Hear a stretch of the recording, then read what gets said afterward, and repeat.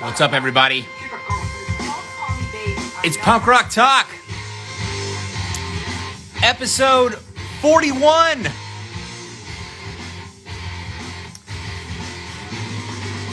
My guest today is User Unauthorized. Right now you're listening to Predator by User Unauthorized. It's on our Spotify playlist, Rebellion Noise 2022. If you're not following that playlist, you should definitely do that. You can find it by searching for Rebellion Noise 2022 on Spotify, or by searching for the Havoc, going to our page, scroll to the bottom, it's there with the other playlists. Have you missed an old episode of Punk Rock Talk? Not to worry. All of them are on the Havoc's YouTube channel. If you have not yet, you should subscribe to our channel. And while you're there, tap the bell icon. You'll be notified every time we upload new content to the channel, which we're always working on something new for it, not just episodes of Punk Rock Talk. New episodes get uploaded every week. This episode of Punk Rock Talk and every episode of Punk Rock Talk are brought to you by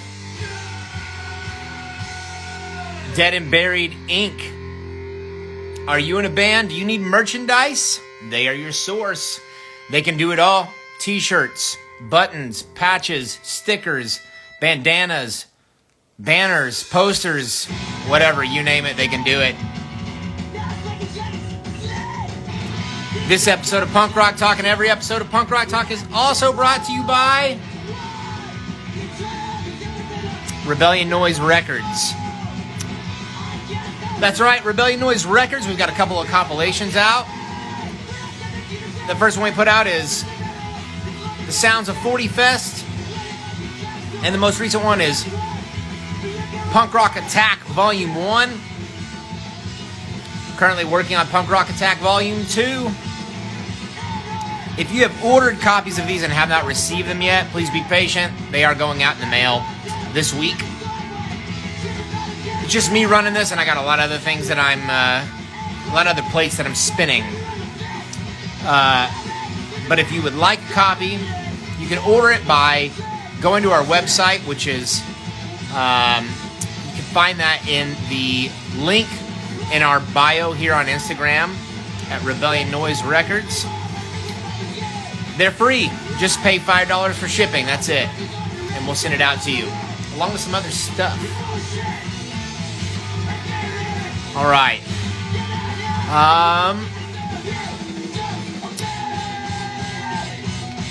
Let's see here. Got something that we need to talk about briefly.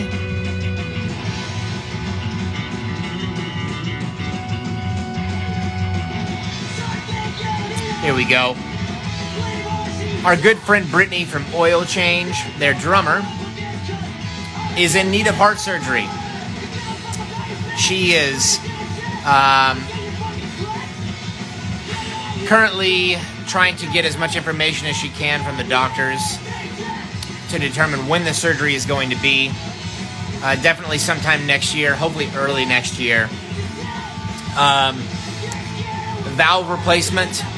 So it's not a minor surgery, but we know that she's going to be, she's going to come out on the other side of this happy and healthy. Unfortunately, insurance is not covering it, so she needs all the help she can get. There is a GoFundMe link on the bio section of their Instagram. So check that out. Make a donation. Have a heart for Brittany. All right? Okay.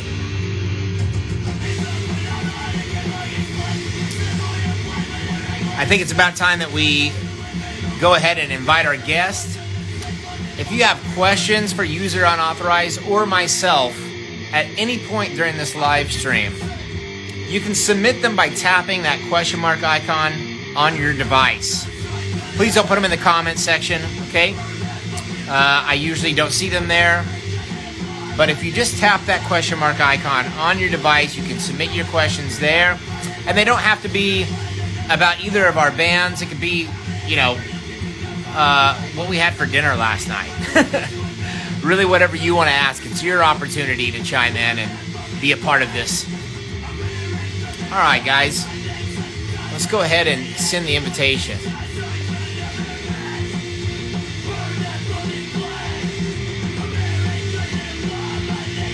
Invitation sent.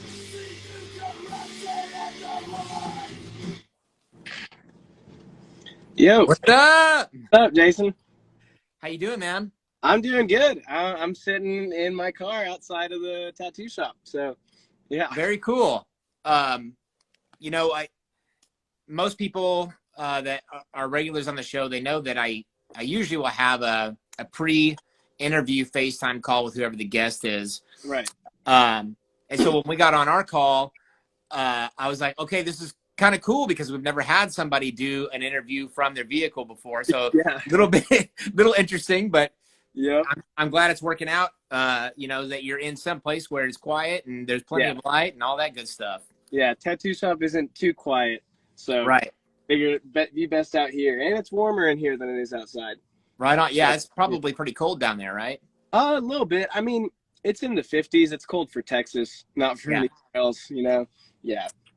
Before we get too deep into this interview, could you just take a second to introduce yourself, what you do in the band, and where the band is from? Cool. Yeah. Well, my name's Sage. I play bass and I do lead vocals in the band. And we are from Austin, Texas. Yeah. Well, we all live here right now. We're kind of from all over, but we've lived here for most of our lives. Yeah. Right on. Austin is a place that is just booming right now. Yep. And, I think my first time going to Austin was probably like 2002, maybe 2003. And, even back then, it kind of had this reputation of like being the Hollywood of Texas. Yeah. Always been like kind of a destination for bands to pass through on tour. There's a great music scene there. But the last time I was just passing through Austin, I lost count at 17 cranes in the sky. Yeah, that sounds about right. Excuse me. Yeah, it is definitely a booming city. I mean, I was born, you said the last time you were here was 2002, 2003. I was born in 2003. So I'm 19 years old. But even from then, even from, pictures of the 2010, 2012 skyline here, like, yeah, it is completely different now. Yeah. It's always been a growing city, but right now we're just kind of like packed in here like sardines for the city that it is. But, yeah. And, along with that comes, poor people getting kicked out of their homes. So it's a lot of money, a lot of tech moving into Austin for sure. Yeah, Absolutely. Yeah, and just to clarify, because I'm not sure if I said it wrong or not, but the first time I was there was in like 2002. right. But the last time was 2021. Oh, okay. Yeah, so recently. Yeah, so recently I was just driving through. I had been working in South Texas, 2021. And then I was driving home to Oklahoma for the birth of my daughter. And on that drive, I was, passing through Austin. And unfortunately, I had to sit through rush hour traffic, not just in Austin, but in San Antonio also.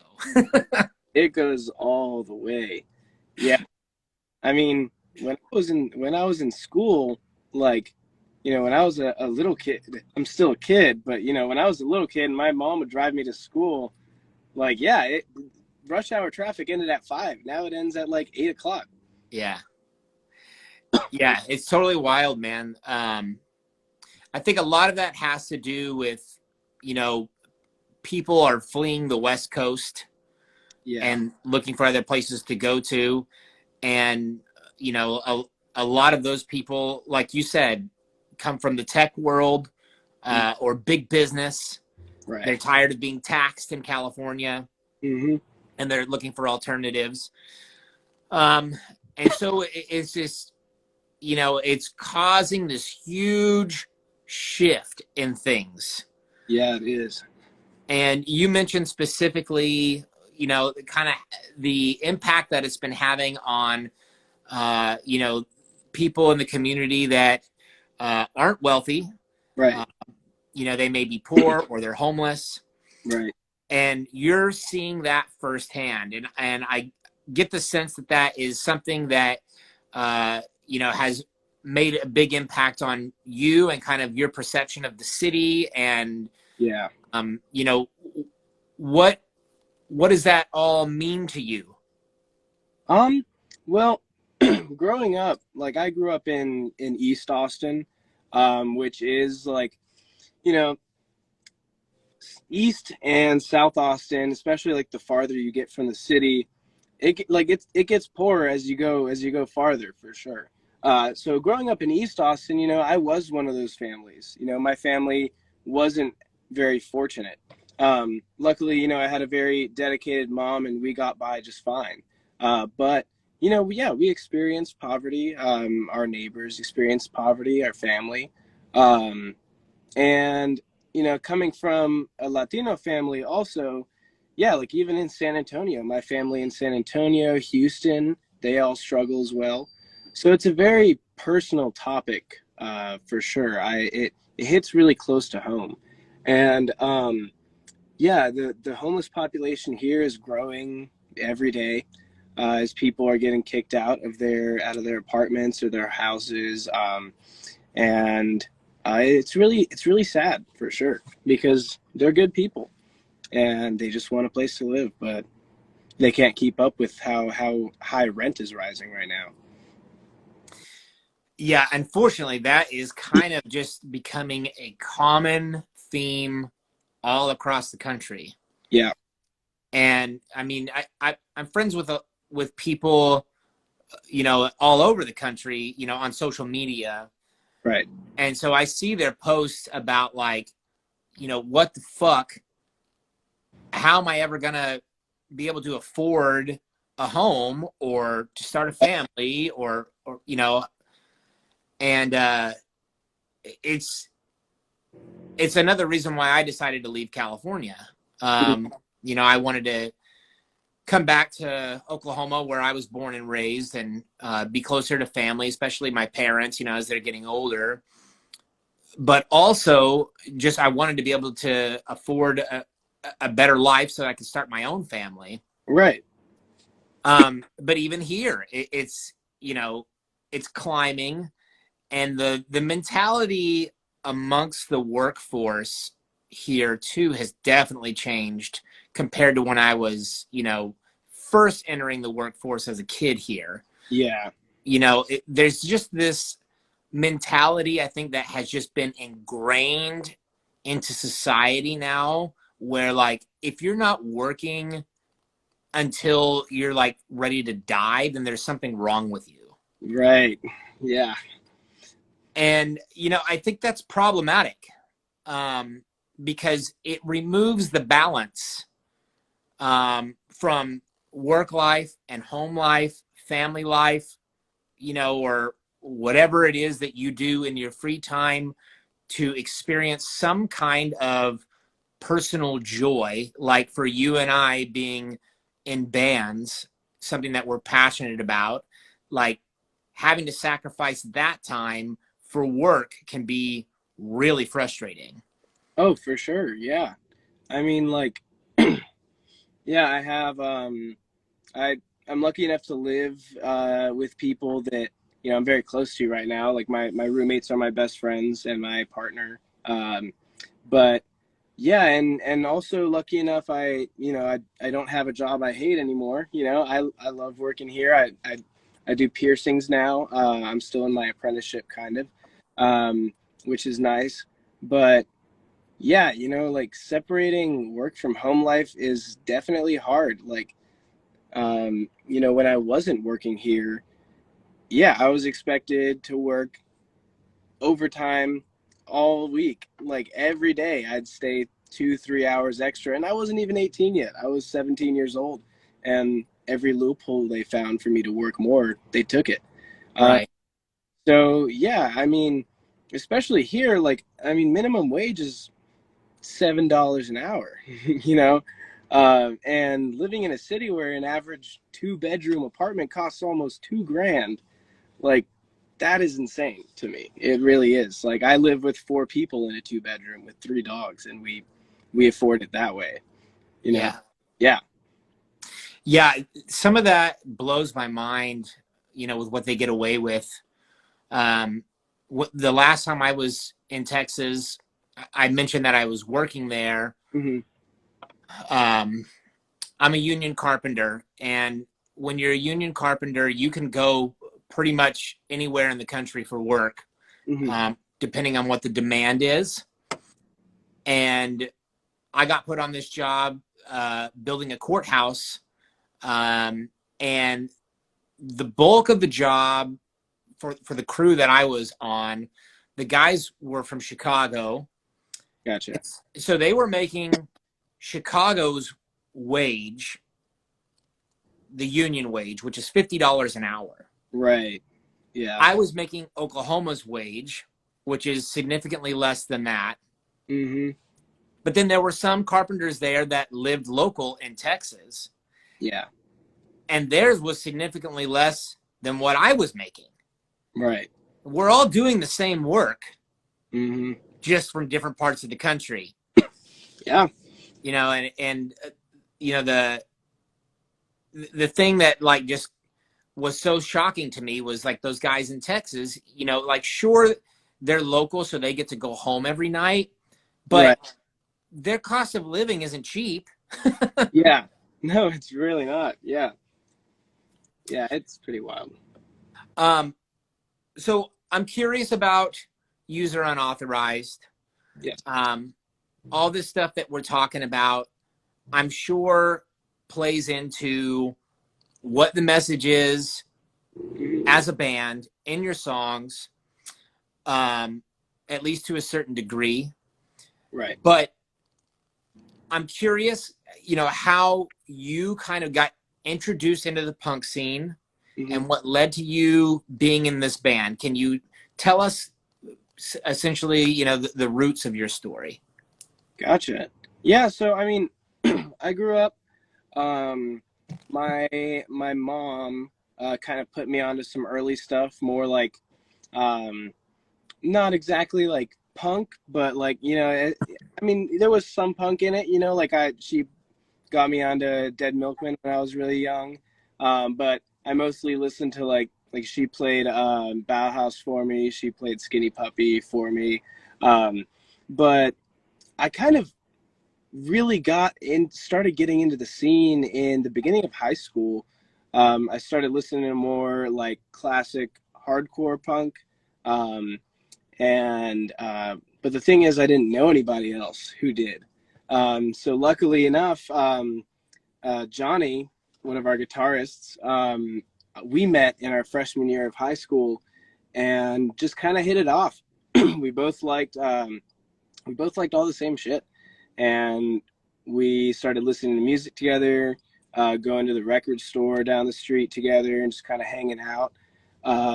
And then we eventually saw there was a flyer for a punk show at Kick Butt Coffee down the street on Airport down here in Austin, and so we said fuck it and went, and it was fun. I mean, it was maybe like I would like to say like 18, 20 people there. It was a really small local show, but it was fun. We had a really good time, and we just kept going after that summer. Every Friday, there'd be, you know, 10, 12 bands from like 5 p.m. to 2 a.m., and we would just stay there all night. Um, and yeah, after that, we just started going to kind of like bigger bands that were coming into town. I remember when the Adolescents came into town, we saw them at Barracuda, which isn't here anymore. Lost Barracuda to COVID here in Austin. But yeah, we started actually jamming later that year, I believe. I'd like to say like once we started school up again, our second year of high school.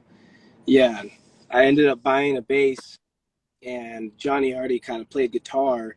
So we were just like kind of jamming, hanging out, and writing some songs. And then we started jamming with Rooster, which is Johnny's younger brother.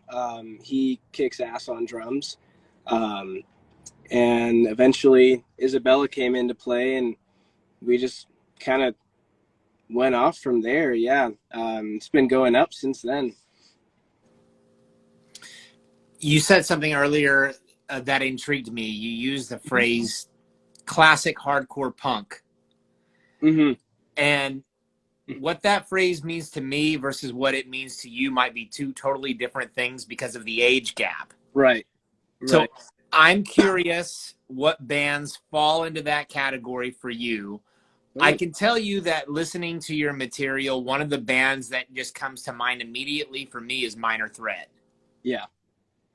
Yeah. I mean, Johnny and I, like one of the first bands we bonded over was Minor Threat. And so that kind of brought us together. But yeah, I mean, our first album, definitely like our first EP, I guess we haven't ever put out a full album yet. But yeah, we based it a lot off of like we were inspired by Minor Threat, early Black Flag with Keith Morris, and Bad Brains. We all really like them. We're still into them. Still into all those bands, you know, you can't not be, honestly. Right. Yeah, so that's what we kind of took inspiration from in the beginning, and still do to this day. But right now, it's we've kind of broadened our inspiration horizon. But yeah, that, I guess that answered your question. Totally. You know, it's cool because I feel like all of those bands, like, it doesn't matter how much time passes, they still continue to be the gateway. Yeah. For younger people that are getting into the scene. Mm-hmm. And for whatever reason, it resonates with people that are entering the scene, regardless of what era it is. Right. Yeah. And I just think that is so powerful. You know, that these guys that were in these bands, you know, in the 80s, the early 80s, you know, they were thinking about these topics that were important to them, you know, putting them, you know, in their lyrics. Right.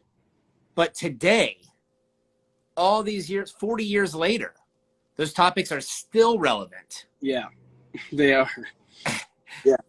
And it's just kind of mind-blowing to me because it makes me wonder, like, have we made any progress? Yeah. Like, has humanity really made any progress yet? Yeah. I feel like maybe we've made progress on the surface level, but deep down I mean, if we're still singing about the same shit's still going on. So, right. Yeah. You know, I've seen a lot change in like the last decade in ways that I'm like, okay, so maybe now we're finally starting to make a little bit of headway with some of these important topics. A couple of them that come to mind right off the bat is mental health. People are starting to talk about that openly more than ever before now. Oh, yeah. The other thing that comes to mind is LGBTQTA. You know, I think it was, gosh, I can't even remember exactly what year it was. I want to say it was probably like 2010, 2012 or something, was when, God, maybe it was even later than that, but the legalization of gay marriage. Oh, yeah. Yeah. Shit. My My mom's got married that week, I believe. Um, oh, I think it might have been 2012 or 13, I want to say. Okay, Yeah, so I'm not too far off. no, I'm not at right all. around in that right time frame. Yeah, so you know, when that happened, it seemed like it finally started to open the door for people to start talking about those topics more openly, and people not being quite as afraid of coming out and Right, just being their authentic self. Uh, but that 2013, that was almost 10 years ago now. right, yeah. And now it's like you walk into Target for Pride Month and it's obvious. Oh yeah, Whereas back then it was like, we didn't even that talk. what Yeah, does he even talk about at all? Um, and I feel like Generation Z has really uh, embraced the mentality of, hey, just be yourself. It's okay. totally. Whereas my generation was kind of, I was raised by the boomer generation, Hmm. and everything from that was like, you've got to be fucking perfect or you're a piece of shit and you're going to hell. Yeah, yeah. Sounds about right. um, so I'm glad that, there's some headway being made. Hmm. Uh, and I'm sure that some of those topics are important to you and the band and the message in your lyrics. So let's talk a little bit about that. What are some of the hot topics for the band, and the impact that you're hoping to make with your message? Gotcha. So yeah, I mean, we definitely are very, I guess, like, we're definitely very politically charged. We're very like, I'd say, very angry. The way I like to word it is, we're very like angry with our music, but not just angry in the way that people would see it as like teenage angst kind of shit. Because that's not really what we're about. It's more of like just being angry at how we're being treated by the world and by the government, and how just how in general, like, I don't know, like, our family is treated, like our scene, our immediate family, and people past that. So yeah, a lot of our lyrics are about either poverty within the city of Austin. We do a lot of personal shout outs to ex-chief of police Brian Manley, to Governor Greg Abbott, that piece of shit. Yeah, a lot of shout outs to them, not positive ones. Um, and definitely, I'd say the topic of sexual assault is a very big one with our lyrics. Sexual assault, and just in general, like, respect for your fellow people. But yeah, I mean, it's kind of like one of those things. Like, if something comes up in the news, like, uh, if we want to write about it, we just kind of do. Like, gun violence is another one. Um, we wrote one of our newer songs off our newest release. It's called Lethal Weapon. That one's about gun violence, especially here in Texas. Um, and the other song was just kind of like just a look out for your scene song, I guess. Harsh Truth, or not Harsh Truth. I already forgot the name of the song. Can't on the spot, but yeah, yeah, gun violence is a very valid topic right now, as well as poverty and homelessness. So mostly that kind of stuff. I'm seeing a comment come through here. It says Daydreamer. Daydreamer. Towns. Oh, I think I know that, Towns. I know a couple. I don't know what daydreamer means though. I'm not sure either. I didn't know if maybe it was like one of the song titles. Oh no, definitely not. I'm not sure. Um, let's talk about the song Predator. It's on our Spotify playlist. Yep. Um, and it's pretty obvious from the get-go what the song's about. Right. I'm curious if that topic was something that was brought up to you guys by having a female in the band, or if it was just something that, you know, came from a news story, or, you know, how did that come to play? Yeah, I mean, it kind of just came to play because, you know, it's one of those things, like you said, that wasn't talked about a lot before, but now it's starting to come up. People aren't afraid to speak out against it as much. So that's one reason. Also, yeah, like, people tend to look past and not listen to women when they bring up these kinds of topics, and it's bullshit. And we, you know, yeah, so Isabella being in the band, we were like, you know, yeah, this is a very valid topic. And of course, sexual assault, all those things can happen to anybody, but we see it a lot with women, and even women in the scene too, just people in the scene in general. And, you know, I grew up going to shows, and, you know, a girl crowd surfs with a skirt on and some shit happens. It's not cool. And, yeah, I don't know. We just kind of wanted to write about that, and make sure to let our audience know, especially the younger kids who come to our shows, you know, as young as 13, 14 years old, just getting into the scene like we were, that shit's not okay. And if you see it, you have to do something about it. Like, I mean, us personally, like, we've kicked out people from shows. I have a small reputation for physically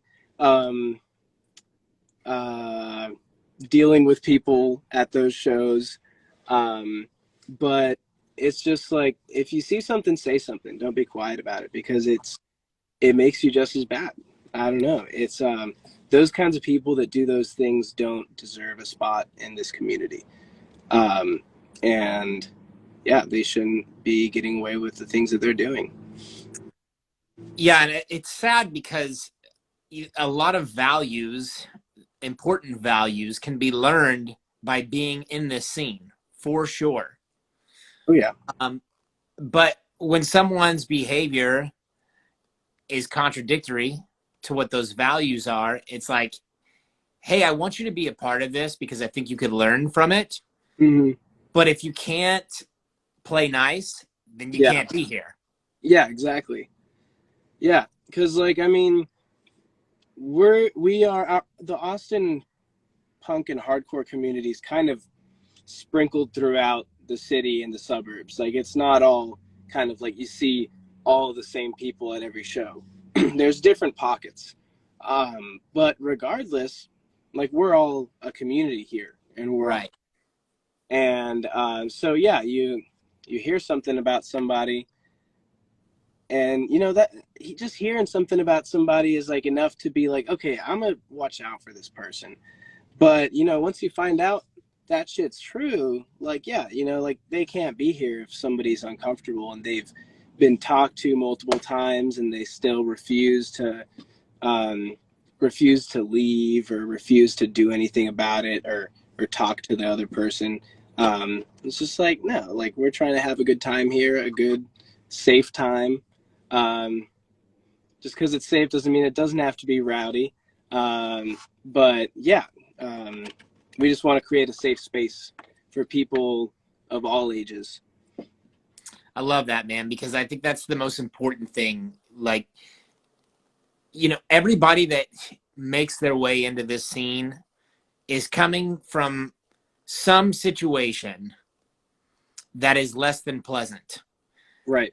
I think the punk scene is a magnet for people that, you know, are searching for something that is better than what they're experiencing. Oh, totally. Yeah. And that, of course, means that there's people that are going to come from dysfunctional families, broken homes, things like that. Mm-hmm. And maybe the only example that has been set before them in the household has been one of violence, or, you know, verbal abuse, Right. some type of dysfunction. Mm-hmm. But the punk community is supposed to be a family of people that are uniting for the common good of celebrating this lifestyle, celebrating this music, but also fighting to make things better, Right. not just for the scene, but for humanity, because they see how fucked up things are. Yeah. Before we go any further, I want to take a second just to address the audience. If you have questions for myself or for Sage, now's the time to submit them. We're getting really close to the live Q&A portion of the show. If you have questions, just tap that question mark icon on your device. You can submit your question there. Please don't put it in the comment section. Feel free to ask away about anything you'd like. And before we get into that, let's talk a little bit about tour dates. You guys have been on the road recently, and I'd love to hear a little bit about your experience. I know you guys have been on the West Coast. You guys also did a run up to Chicago and back down, correct? Yeah. Yeah. So in January, we went up, well, first we got invited to play Sounds of the Street Festival in Chicago. So we kind of just wanted to do a quick tour run up there. It was about like 2 weeks maybe. And that was really fun. I mean, we all love being on the road. I just love the feeling of having a backpack and that's it. And like, I don't have to worry about anything besides where we're getting to and when we're playing, and that's it. It is true freedom to me. It's very fun. Yeah, we went up to Chicago and back down in January. Then we got back in, I believe, June. I believe it was, yeah, it was June or July when we went to West Coast. And that one, yeah, we went up through Texas, did a couple of stops in San Angelo and Amarillo, Texas, and up to Colorado, kind of over to California and back through Arizona. But that one was for sure fun. I personally have not traveled much. I've traveled within Texas, and then to Mexico to see my family. So it was really, and then Chicago to see my family. Most of my family is there as well.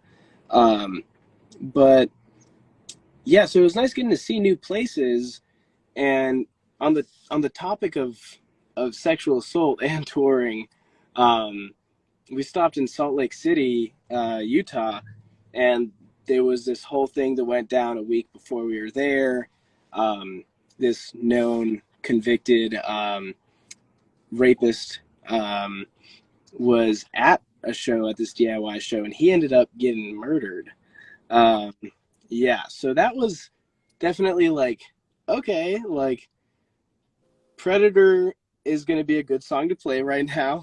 But it's just like, yeah, I feel like you never know what you're going to expect on tour. Like when you get to the venue, when you're driving, you know, we lost about maybe 4 quarts total, maybe 4 or 5 quarts total of transmission fluid on that tour. Yeah, so that was stressful, but you know, we got through it, and yeah, we were all kind of not tired of each other by the end of it, but you definitely, like, you're living in a van with somebody for almost 3 weeks. We just didn't have practice for the next week after that. Do it, but yeah, it's definitely it is some of the most fun I have ever had being on tour. Yeah, we have kind of a running joke about going on tour. It's like, you know, if you really want to get to know someone, go on tour with them. Yeah. You know, because you're going to see sides of them that you never knew. Yeah. But the other thing that's great about that is not just being on the road with your friends and experiencing that with them, but also just traveling in general. You know, it really broadens your horizons. Yeah. And I have a similar story to yours. You know, when the Havoc did our first tour, I had not traveled much. Yeah. Uh, and within like the first 2 years of us being a band, I had been all over the country. And it just really gave me a deeper appreciation for where I come from, but also where other people come from. Oh, definitely. I agree. Yeah. Yeah, we stopped in New Mexico as well. Beautiful place. Um, and yeah, I mean, I feel like I've been used to just living here my whole life. So, yeah, I mean, definitely like people are different everywhere. Yes, they And are. very, very different. And I love it. I love meeting new people in places that I'm not from because it's like, holy shit. Like I don't feel like I'm bored out of my mind talking to the same person I see on the street corner every day going to the gas station. So yeah, it's nice. It's new memories, new experiences, and a hell of a lot of fun. You know what's so interesting to me, you know, about like you said, you know, people are different everywhere you go. Hmm. Like some of my greatest friends that I've met from touring, uh, like my first interactions with them were just like very bizarre to me because the social cues were totally different. Yeah. And like, you know, we're from birth, we're all taught how to use different social cues and body language and whatever. But whenever you go to different areas, you know, different cultures and whatever, it's like even though we're all taught those same basic cues, the way they are perceived is different. Oh, totally. Yeah. Yeah. But that's just another one of those things that just gives me a deeper appreciation for the differences that we all have as people and different cultures. I love all that shit. Yeah. No, me too.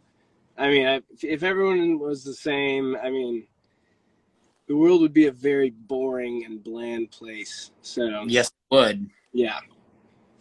Okay, we're going to go ahead and start the live Q&A. We've got one question so far. If you're in the audience and you would like to submit a question for myself or for Sage, just tap that question mark icon on your device and we'll go ahead and get to it. This first one comes from our good friends in the Parasitics. They ask, any plans to come to the East Coast? Saw you guys play at Sound of the Streets and was blown away. Super pumped to play 40 Fest with yous. Hell yeah. Well, we're pumped to play with you guys too. We do have plans to go to the East Coast, not set in stone plans. I mean, we are obviously going up to Atlanta. Um, we're just gonna kind of do that, and then hopefully sometime like later this next year, we could go up to the East Coast, or maybe the following spring would be nice. Um, yeah, I mean that is the one stop that we haven't hit yet, that we really wanna go to on tour. Um, but yeah, I mean as soon as we get some shows set in stone, we'll be posting about it for sure because we're really excited to kind of head out east. That would be fun. Are there any places specifically like on your bucket list on the East Coast that you'd love to go to, whether you are on tour or not? On tour or not? Um, let me see. I mean, I feel like we definitely want to, like, we have some friends in over in New Jersey and the like New York area. So we definitely want to go and play up there. That would be really fun. But I'm really not sure for me personally that I want to stop at. Um, I mean, I've never been anywhere farther than Chicago. So, I mean, really anywhere would be nice. I do really I love the idea of visiting Maine. Um, but um, Yeah, as far as wherever we're playing, I'm not really too sure yet. Yeah. Man, New York City is a wild place. The first time I went there, like I was totally blown away by it. Kind of, similar to the first time I went to Southern California, but Uh-huh. it just blown away in two totally different ways. It's Yeah. insane. Um, this next question actually isn't a question. It's more of a comment, but I'll go ahead and post it here. It comes from James Net 24. Says, "Hope you guys tour the Philippines." Oh, okay. Yeah. I mean, I've seen. I can't put my finger on the band's names, but I get in my suggested like reels on Instagram, um, in my like search bar. Every once in a while, I'll get like a hardcore band or a punk band, and I'll click on them. It says they're from the Philippines, so I imagine there's a pretty good scene out there. And I mean, that'd be sick. Hopefully, once we do a couple more tours like local here in the U.S., we can move outside of that. That would be awesome. Um, yeah, for sure. As much as I hate social media, that is one of the coolest things about it to me is, Oh yeah, being able to discover different bands, from all over the world. One of the things that has really caught my attention in the, in regards to the punk scene over the last few years is not just the Philippines, but Indonesia hmm, also. Man, there's so many bands there, and like they are die hard over there, man. It is wild. it is wild. But back in the day, if you wanted to discover new music, you just go to a record store, and what Right. you came across is what you came across. And a lot of bands from the Philippines or Indonesia, they weren't getting records pressed, or I don't even know if really back then there were a lot of bands from those areas. But it's awesome that we can discover those bands now with the way technology is. Yeah, for sure. I can just go on my phone and search some shit up on Spotify, and then yeah, I'll find a band across the world. It's pretty crazy. Shit is wild, man.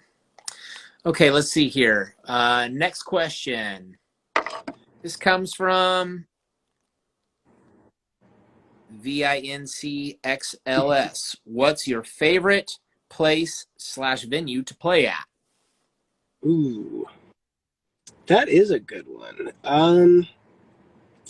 Local here in Austin, like I was talking about earlier, Kick Butt Coffee is always a favorite. They always do all ages shows, so you know, we like to get younger kids into the scene, get them listening to music as early as we did, you know. Um, so that is definitely a favorite spot.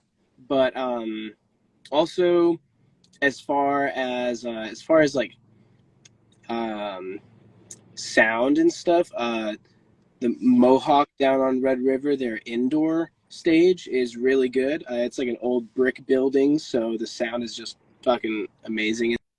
Um, and we really liked playing there before. We did an after party for when Circle Jerks and Negative Approach 7 Seconds came into town. That was really cool. Um, but if we're talking not locally, um, hmm, we did a lot of DIY shows on this last West Coast tour. So yeah, like in Salt Lake City, again I can't remember the name, but that house show was fucking cool. I'm personally a really big fan of DIY. There's a sewage tunnel by a high school over here that we tend to play at a lot. And that's one of our favorite spots. You can do whatever you want down there. Set shit on fire, blow off fireworks. It's fun. Um, yeah, and places like that, anybody can come. Yeah, there's some cool footage of that, the tunnels on your Instagram page that I watched. Right. Yeah. And man, it looks like a great place to just kind of fucking let loose and have a high energy show. Yeah, it's pretty funny. Yeah, I love it. And in the summer, or I guess pretty much whenever, um, sometimes there's like after the hardcore shows happen there's on the other side of the tunnels, like closer to midnight, they'll do like like a like an EDM kind of like rave thing that goes on. So it's a popular spot for a lot of genres, Wow. but definitely a hub for punk and hardcore. Yeah. Right on. Hmm. This next question comes from our friends in the Shivers. They ask, you ever play with Knockin' Chucks from San Antonio? Those dudes are rad. I bet they are rad. That's a cool name. I don't think we've played with them before. The name doesn't sound too familiar, but we'll have to check them out. We haven't played in San Antonio in a minute. It'd be nice to go back there. I think the last in town or in Texas show we played was in Houston, I believe. Yeah.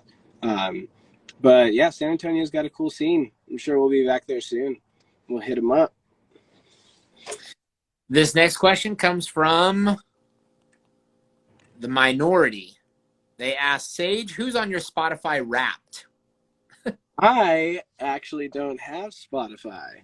Um, I have Apple Music, which I'm thinking of switching over because the playlists that they make for me are shit. Uh, but yeah, I listen to my music on there. I've got my playlists on there, and then I also mostly listen to tapes in my car because that's all I can listen to in here. So, but yeah, so I don't know what would be on my Spotify Wrapped. Probably a lot of like newer hardcore and older country music. So yeah, that's Older country. That's surprising to me. yeah. As much as I don't like living in Texas that much, I love Willie Nelson. I love Willie Nelson, Blaze Foley, Towns Van Zandt. Yeah, I like me some old country, but hardcore takes the main spot. Right on. How about Merle Haggard? You ever listen to him? I like Merle Haggard too. Yeah. Oh yeah. Definitely on my playlist and on got a little best of Marlboro country music tape right here. Nice. Yeah. Yeah, Merle Haggard is one of those artists for me. Like, I love his voice, Hmm. but also the guitar playing is just very unique. Oh yeah. Yeah, and I mean also the reason I like older country is because like I mean specifically older like kind of outlaw country. You know, they talk about a lot of the same shit that we're talking about. So it's Yeah, pretty cool they to do. feel like this is a completely different genre, Right. have a very similar mindset. So yeah. Yep. Hmm. Speaking of cassettes, User Unauthorized has cassettes. Yes. Yeah. I don't think I have one in here. It might be at my house. But yeah, we have I think we might be out. But we did like a limited release. Um you know, it was free with a $5 admission to one of our shows.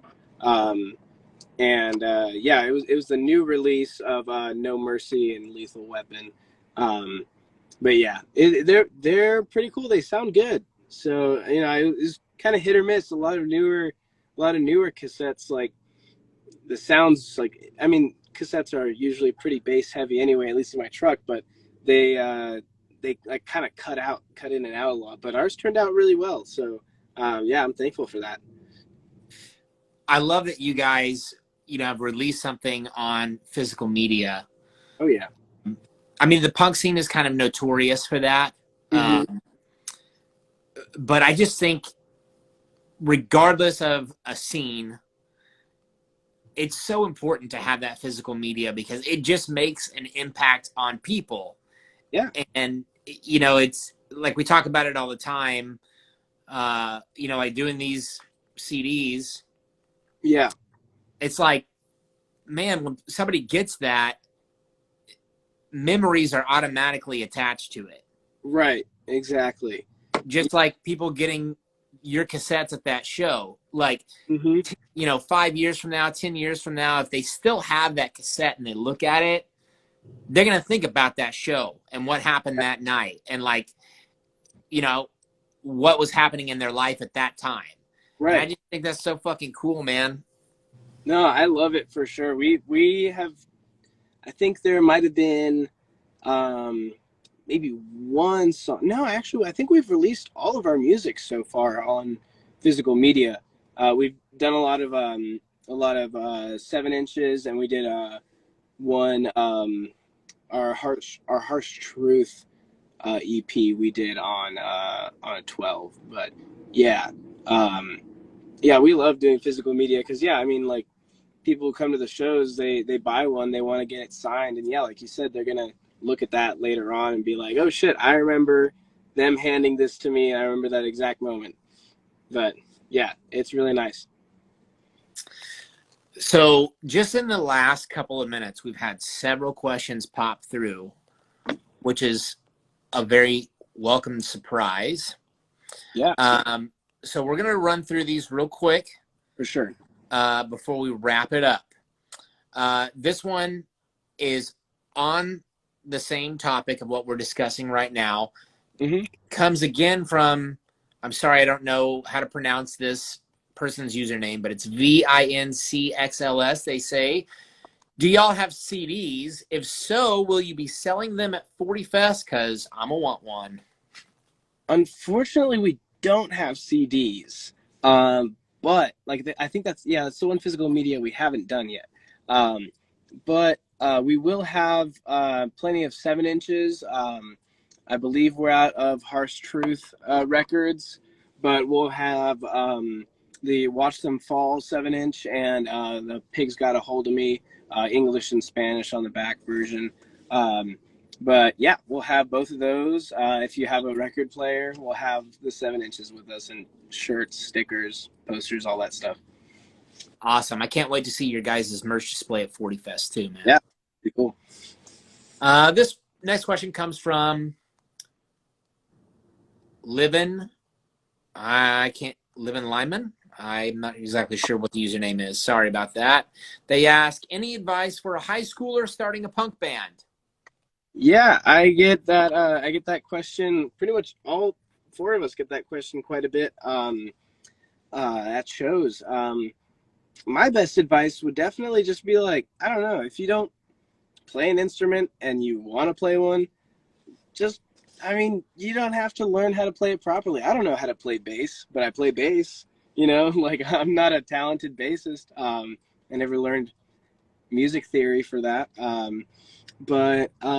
Yeah, just like if you have your heart set on something, just do it. I feel like a lot of people are nervous too, but just find people you like being around, and that like the same music as you, or at least similar, and just start jamming with them. You just got to really open up to it and let things happen, and then you'll eventually fall into the right space. Yeah, and to drive that home a little bit more with what you were saying with, finding people to jam with, Mm-hmm. Chemistry is everything. Oh, yeah. So find the right people. If you're jamming with somebody, and even if they, they're punk and they like a lot of the same bands, if the vibe isn't right, that's okay. Just let them know. Hey, I just don't feel like the vibe is there. And then look for someone else that does have the right vibe. Because once you tap into that and everything clicks, the music will be on a whole other level. Oh, yeah. I mean, the reason we've been, we're not like insanely successful or anything, but like the reason we've been as successful as we have been is because, yeah, we all click together. We don't fight. We talk shit out. We hear each other out, and we're there for each other. So, yeah, that's the main thing to look for sure. This next question comes from JamesNet24. Do you have an online store so I can buy your merch? Yes, we do. It should be in our Instagram bio. There's like a little Linktree link, and it should be I believe it's a Big Cartel link. Or I think you can actually go to Rabbit Records. They're from Chicago. Those are our homies there. That's the record company we're signed on to. So, yeah, they also have our merch listed on there. But, yeah, if you just click the link in our band bio, you can kind of see all those. Okay, we got a couple more here. Cool. This one comes from The Minority. They ask, you ever going to play Pigs Got a Hold of Me live in Spanish? Yeah, yeah, we will. We'll do it. We haven't done it in a minute. Last time we did was in Houston at a little DIY mini fest that our friends put on called La Unidad. Um, so like the Unity. Um, but yeah, so hopefully we'll play that soon. We haven't played Pigs Got a Hold of Me in a minute, so it would be cool to play it again for sure. This next question, again from VINCXLS. Who's your favorite not punk artist and your favorite local artist? This was a question that I actually wanted to ask. Gotcha. That is such a hard one. Um, I would say, obviously, I'm gonna go and look in my phone later and completely change this answer probably. But not punk artist. Um, I would like to say I really like Blaze Foley. He's an old country musician, you know. But I like the things that he sings about. He's got a really nice voice. He sings about not liking cops, about getting kicked out of bars, and about yeah, just having fun, standing up for himself, and doing the shit that he loves. So yeah, I love him a lot. Um, Favorite local artist, I would have to say, um, God, that is a hard one. Um, I'd say I probably can't think of a favorite right now, but one that I would like to give some recognition to is our friends in Disowned. They've always been very helpful to us. I've always looked up to them at shows, and yeah, I mean they put on a great show, so I love them. And then another up and coming younger band, FPC. They're really sick. But yeah, it's just good to see. They're one of my favorite locals, just because, you know, I mean, they're starting out when we started out, and I don't see a lot of people doing that these days, and it's really sick to see another younger band coming up and really doing the things that they like to do. So yeah, that's probably my answer to that. I'll think of more later on. Perfect way to segue from the live Q&A to the end of our show and ask if you've got any shout outs you'd like to give. Yeah, I'd like to shout out David from Casualties. He is a good friend of ours, and you know, he helped get us onto Sound of the Street Festival in Chicago. We've played with Casualties a few times, Starving Wolves, and we're really stoked to play with Crumb Bums at 40 Fest. So that's yeah. sick. Yeah. As far as other shout outs, shout out to Ian from the Riverboat Gamblers and Stuart Sykes for helping us put out all of our music. We go through them every time. Rabbit Records in Chicago for fucking helping us out when we need help and putting out music for us. And a shout out Austin Tattoo Company. That's where I work. But yeah, they are my family away from my other family. So yeah, I feel like that kind of ends it off, the shout outs. Hell yeah, man. Definitely good to hear you mention Dave. He's good people. Yeah. Love that guy. And Josh Nutting from Chicago, Sounds of the Street Fest. He's a great guy also. Oh yeah. Man, just to put some things into perspective for you, Mm-hmm. the first time I met Dave, we were on tour. We had a day off, and we were in Austin, and the Crumb Bums played, so we went to their show, and that was like 2002, I think. Mm-hmm. And, you know, since then, I've seen him just continue to wave the banner. Oh yeah. And, you know, now to see him fronting the Casualties and going all over the world doing that with those guys is just, it just puts the biggest smile on my face every time I see an update, you know. So I'm also really excited to see him play with Crumb Bums at 40 Fest. That's going to be fucking rad. It's going to be awesome. I can't wait. Yeah, Crumb Bums was one of those bands that I grew up listening to as well when I started getting into this shit. So yeah, it's going to be sick to see them live. Yeah. Hell yeah. All right, man. Well, having said that, would you like to announce who next week's guest is going to be? Yes. Y'all make sure to come back and look out next week for Moscosos. They are going to be doing a little live stream next week as well. So if you're on here now, come back next week. And if not, tell your friends so they can come and take your place. Watch this. Yeah. All right, Sage, thank you so much for taking the time to be my guest on Punk Rock Talk today. It was really a pleasure chatting with you, getting to know you a little bit. And I can't wait to see you guys at 40 Fest and to meet you in person. Hell yeah. Yeah, that'll be awesome. Can't wait. Right on, brother. Well, enjoy the rest of your day. For the rest of you guys, thanks so much for tuning in. Once again, this is Predator by User Unauthorized. We'll see you guys next time here on Punk Rock Talk. Hell yeah. Later. Thanks, Jason. See ya.